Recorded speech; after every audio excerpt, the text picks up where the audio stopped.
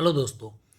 हम लोग stock market में ट्रेडिंग करते समय टेक्निकल एनालिसिस और फंडामेंटल एनालिसिस करते हैं या देखते हैं। लेकिन कुछ कंडीशंस ऐसी होती है जब आपको फंडामेंटल एनालिसिस पर ध्यान जरूर देना चाहिए या टेक्निकल एनालिसिस का कोई मीनिंग नहीं रह जाता है। मैं आपको इसका एक एग्जांपल देता हूं कि फंडामेंटल एनालिसिस कब ज़्यादा इंपॉर्टेंट हो जाता है टेक्निकल एनालिसिस की बजाय। जैसे कि किसी कंपनी में फंडामेंटल चेंजेस हो रहे हो। For example, Motherson Sumi systems limited, इसका जो शेयर है, इसका ये देखिए, यहाँ पर मैं 5 डेज़ का चार्ट लगा रहा हूँ। मैंने सिर्फ गूगल किया है, गूगल सर्च रिजल्ट से रिजल्ट हमारे सामने आ रहा है। आप देख सकते हैं कि इसकी प्राइसेस में जो चेंजेस आए, पहले बढ़ा फिर गिरा और अभी गिरता ही जा रहा है। ऐसा क्यों हो रहा है? अगर आप सिर्फ टेक्निकल एनालिसिस करेंगे तो आप कंफ्यूज हो सकते हैं या गलत डिसीजन ले सकते हैं, क्योंकि आपको ये पता नहीं कि इस कंपनी में फंडामेंटली क्या चेंजेस हो गए।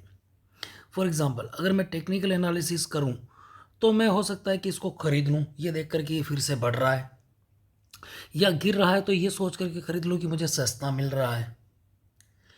और ये मेरा जो डिसीजन होगा ये गलत साबित हो सकता है, मुझे फ़ायदा हो सकता है, मुझे नुकसान भी हो सकता है, क्योंकि फंडामेंटल चेंजेस इसमें आ चुके हैं। वो फंडामेंटल चेंजेस क्या है? देखिए, मदरसन सुमी डी मर्जर, तो 15 घंटे पुरानी ये खबर है और ऐसे बहुत सारी खबर इसके ऊपर मिल जाएगी, क्योंकि डीमर्जर इसका जो है प्रोसेस में है। और इस वजह से इसकी प्राइस जो है पहले गिरती गई, अब ऊपर नीचे थोड़ा बहुत हो रहा है। अब यहाँ देखें, देखिए, here is why Motherson Sumi share price tanked by 21%।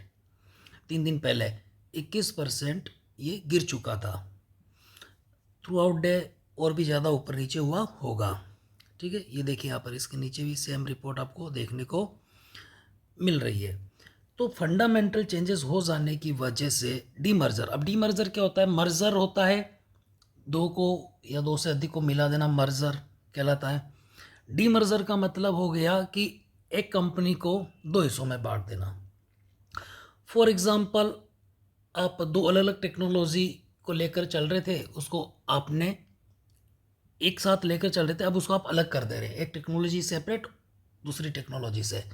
एक बिजनेस को कोई और दिखेगा, दूसरे को कोई और दिखेगा। इस तरह का कोई भी कॉम्बिनेशन हो सकता है। मैंने एक आपको साधारण सा एग्जांपल यहाँ पर दिया है। अब यहाँ पर मैं जाता हूँ और इस चीज़ को मैं रिप्लेस कर देता हूँ यहाँ से डीमर्जर वाली बात से। तो देखते हैं कि डीमर्जर से रिलेटेड हमारे सामने क्या आ रहा है। What it means for the stock. तो यहाँ पर आप यहाँ पर देखेंगे, Motherson Sumi shares plummeted as much as 9% on the BSE and over 20% on the NSE in Friday's trading session। ठीक है, शुक्रवार की बात है, तो गिरावट इसमें काफ़ी आई। अब यहाँ पर इसके बारे में डिटेल से दिया हुआ है। The auto parts maker will determine shareholders for allocation of additional shares of DWH business in the entitlement ratio of 1:1 on its record date। इसका मतलब क्या हो रहा है कि ये दो अलग अलग यूनिट्स बन रही है, तो इसमें क्या होगा कि जो दूसरी यूनिट बनेगी उसका भी एक शेयर दिया जाएगा। यानी एक शेयर आपके पास में है तो एक शेयर आपको दूसरी एंटिटी का भी मिलेगा, अलॉटमेंट आपको मिलेगा।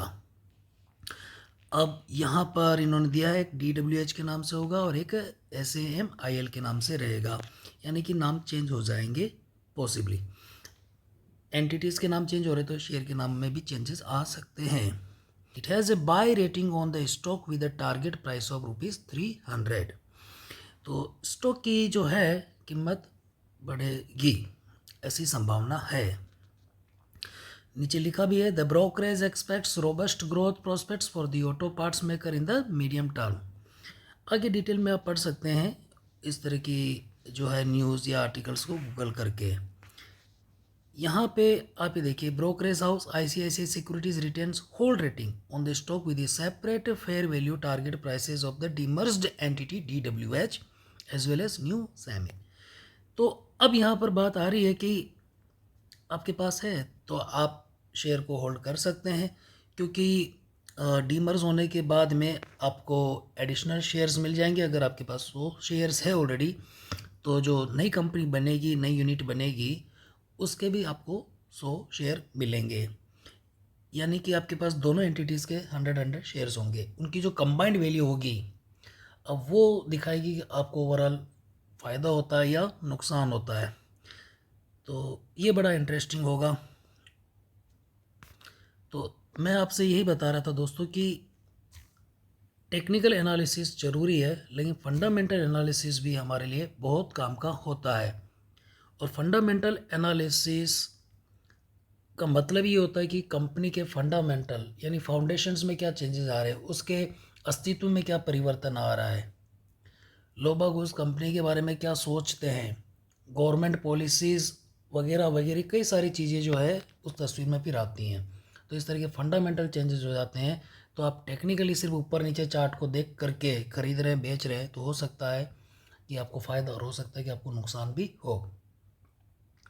तो अगर लगता है कि ये दोनों एंटिटीज़ जब सेपरेट हो करके बन जाएगी, यानी डीमर्जर हो जाएगा, एक कंपनी से दो कंपनियां बना दी जाएगी और दोनों ही अच्छी प्रोग्रेस करेंगे अपने अपने बिजनेस लाइन में, तो ऑब्वियसली आपके पास दोनों ही कंपनी के शेयर्स होंगे, तो आपको वहाँ फ़ायदा आने वाले टाइम में मिल सकता है।